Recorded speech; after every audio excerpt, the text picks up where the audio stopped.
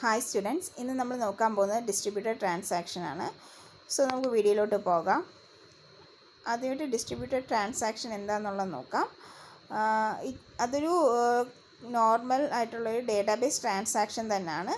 പക്ഷേ അതിനകത്ത് ഒന്നിൽ കൂടുതൽ നെറ്റ്വർക്ക് ഹോസ്റ്റുകൾ ഇൻവോൾവ് ചെയ്യുന്നു. അതായത് ഒന്നിൽ കൂടുതൽ റെപ്പോസിറ്ററീസ് യൂസ് ചെയ്യുന്നുണ്ട് ഇങ്ങനെയുള്ള ഡിസ്ട്രിബ്യൂട്ടഡ് ട്രാൻസാക്ഷനകത്ത്. എക്സാമ്പിൾ, നമ്മളൊരു ട്രിപ്പ് പ്ലാൻ ചെയ്യുന്ന സമയത്ത് നമ്മൾ അതിനകത്ത് ഒരുപാട് ഡേറ്റാബേസുകൾ യൂസ് ചെയ്യുന്നുണ്ട്. അതായത് നമ്മളിപ്പം ആ ഒരു ട്രിപ്പിൻ്റെ റിലേറ്റഡ് ആയിട്ടുള്ള ഇൻഫോർമേഷൻസ് നോക്കുമ്പോഴായിരിക്കും അവിടെ നമുക്ക് ബുക്ക് ചെയ്യേണ്ട ഹോട്ടൽസിൻ്റെ ഡീറ്റെയിൽസിലോട്ട് പോകുന്നത്. അതേ കണക്ക് തന്നെ അവിടെ നമുക്ക് ആവശ്യമായിട്ടുള്ള ക്യാബിൻ്റെ ഡീറ്റെയിൽസിലോട്ട് പോകുന്നത്. അപ്പം അതൊക്കെ ഓരോരോ സിംഗിൾ റെപ്പോസിറ്ററീസ് കണക്കാണ്. അപ്പം അങ്ങനെയുള്ളൊരു ട്രാൻസാക്ഷനാണ് ആക്ച്വലി ഡിസ്ട്രിബ്യൂട്ടഡ് ട്രാൻസാക്ഷൻ എന്ന് പറയുന്നത്. ഇനി ഒരു ട്രാൻസാക്ഷൻ എന്ന് വെച്ച് കഴിഞ്ഞാൽ എന്താണ്? It's A single logical unit of work.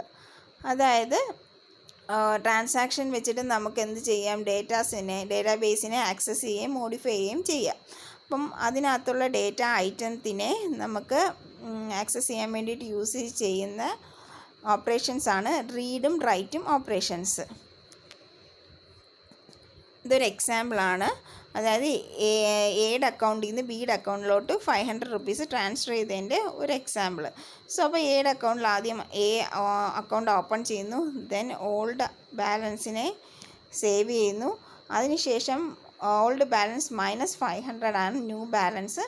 Then new ബാലൻസിനെ ഇപ്പോഴത്തെ എയുടെ ബാലൻസിലോട്ട് സേവ് ചെയ്ത് വെക്കുന്നു. അക്കൗണ്ട് ക്ലോസ് ചെയ്യുന്നു. ദെൻ ബിയുടെ അക്കൗണ്ടിലപ്പോൾ എന്താ നടക്കുന്നത്?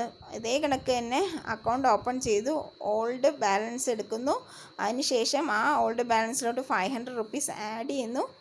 ദെൻ ന്യൂ ബാലൻസ് എന്ന് വെച്ച് കഴിഞ്ഞാൽ ഇപ്പോൾ കിട്ടിയ ബാലൻസ് സേവ് ചെയ്ത് വെക്കുന്നു. ദെൻ അക്കൗണ്ട് ക്ലോസ് ചെയ്യുന്നു. സോ ഇതൊരു ട്രാൻസാക്ഷനാണ്.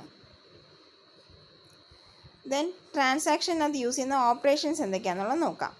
First one, begin transaction. ഒരു ട്രാൻസാക്ഷൻ സ്റ്റാർട്ട് ചെയ്യുന്ന സമയത്താണ് നമ്മൾ ബിഗിൻ ട്രാൻസാക്ഷൻ കൊടുക്കുന്നത്. Then read item or write item. ഒരു പെർട്ടിക്കുലർ ഡേറ്റ ഐറ്റത്തിനെ നമുക്ക് യൂസ് ചെയ്യണമെന്നുണ്ടെങ്കിൽ അതായത് we can use read item or നമ്മളതിനെ മോഡിഫൈ ചെയ്തിട്ട് ശേഷമാണെന്നുണ്ടെങ്കിൽ we can use write item operation. Then an transaction എന്ന് വെച്ച് കഴിഞ്ഞാൽ ഒരു ട്രാൻസാക്ഷൻ കംപ്ലീറ്റ് ആകുമ്പോൾ കംപ്ലീറ്റ് ആയതിനു ശേഷം നമ്മൾ കൊടുക്കുന്നതാണ് N transaction operation. Then commit എന്ന് പറയുന്ന ഓപ്പറേഷൻ എപ്പോഴാണെന്ന് വെച്ച് കഴിഞ്ഞാൽ ഒരു ട്രാൻസാക്ഷൻ ഫുള്ളി കംപ്ലീറ്റ് ചെയ്തു, അതിനകത്തുള്ള അപ്ഡേഷൻസ് എല്ലാം നമ്മൾ ഡേറ്റാബേസിനകത്ത് പെർമനൻറ്റ് സ്റ്റോറേജിനകത്ത് അപ്ഡേറ്റ് ചെയ്തതിന് ശേഷം കൊടുക്കുന്ന ഓപ്പറേഷനാണ് കമ്മിറ്റ് എന്ന് പറയുന്ന ഓപ്പറേഷൻ. അതായത് കംപ്ലീറ്റഡ് ആയി, സോ അതിനെ കമ്മിറ്റ് ചെയ്യാം എന്ന് നമ്മൾ പറയുന്നത്. ദെൻ റോൾ ബാക്ക് എന്ന് വെച്ച് കഴിഞ്ഞാൽ ഇപ്പോൾ ഏതെങ്കിലും ഒരു സ്റ്റേജ് വരുമ്പോഴേക്കും നമ്മുടെ ട്രാൻസാക്ഷൻ എന്തെങ്കിലും ഫെയിൽ ആവുകയാണെന്നുണ്ടെങ്കിൽ നമുക്കൊരു തിരിച്ചൊരു പൊസിഷനിലോട്ട് അല്ലെങ്കിൽ ആ ട്രാൻസാക്ഷനെ നമുക്ക് അൺഡു ചെയ്യാൻ പറ്റും. അപ്പോൾ ആ അൺഡു ഓപ്പറേഷൻ പെർഫോം ചെയ്യുന്നതാണ് റോൾ ബാക്ക് യൂസ് ചെയ്തിട്ട്. ബട്ട് കമ്മിറ്റഡ് ആയിട്ടുള്ള ട്രാൻസാക്ഷൻസിനെ നമുക്ക് ഒരിക്കലും അൺഡു ചെയ്യാൻ പറ്റില്ല. നെക്സ്റ്റ്, ട്രാൻസാക്ഷൻ്റെ state. First one, active state എന്ന് പറയുകയാണെന്നുണ്ടെങ്കിൽ ഒരു ട്രാൻസാക്ഷൻ റണ്ണിങ് ആയിട്ടുള്ള സ്റ്റേറ്റിനെയാണ് ആക്റ്റീവ് സ്റ്റേറ്റ് എന്ന് പറയുന്നത്. Then second one, partially committed സ്റ്റേറ്റിനകത്ത് എങ്ങനെയാണെന്ന് വെച്ച് കഴിഞ്ഞാൽ ട്രാൻസാക്ഷൻ റണ്ണിങ് ആയിരുന്നു, റീഡ് ഓപ്പറേഷനോ റൈറ്റ് ഓപ്പറേഷനോ കഴിഞ്ഞതിന് ശേഷം ആ ഡേറ്റയെ പാർഷ്യലി ഏതെങ്കിലും ഒരു അതിൻ്റെ ലോക്കൽ ബഫർ അല്ലെങ്കിൽ മെയിൻ മെമ്മറിയിൽ തന്നെ സ്റ്റോർ ചെയ്ത് വെക്കുന്നു.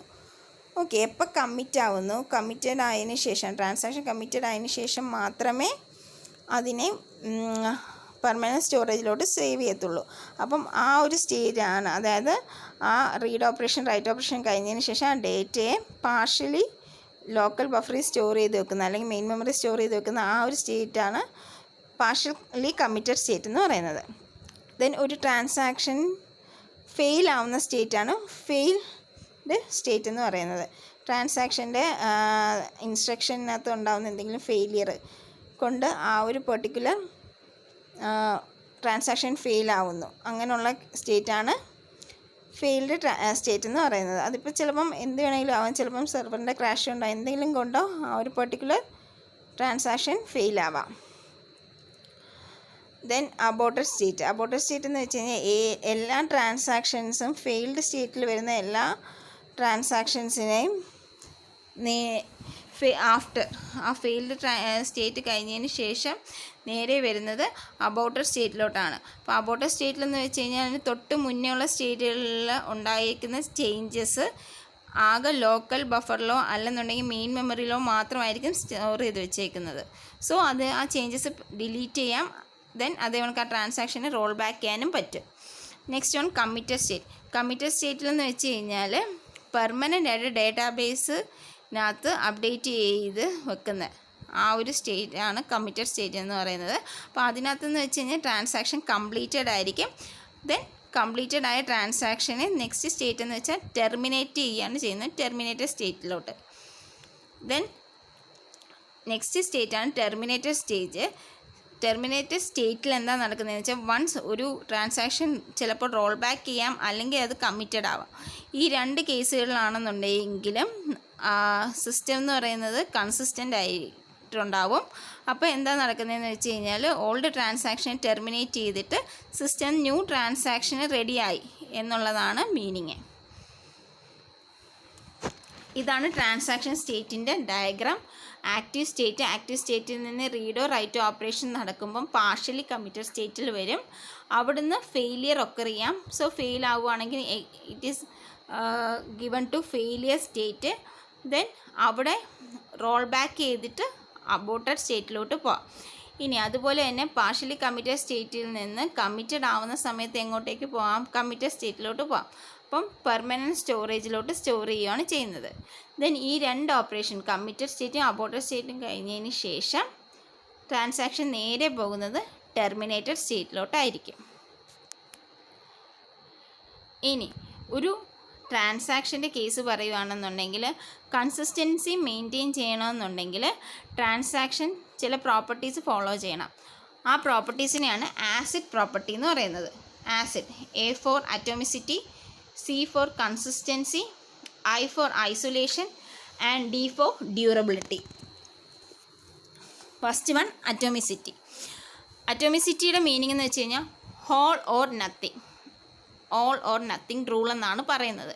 എന്ന് വെച്ച് കഴിഞ്ഞാൽ ഒരിക്കലും ഒരു ട്രാൻസാക്ഷൻ പകുതി വെച്ചിട്ട് കമ്മിറ്റ് ആവില്ല, അല്ലെങ്കിൽ ഒരു ട്രാൻസാക്ഷൻ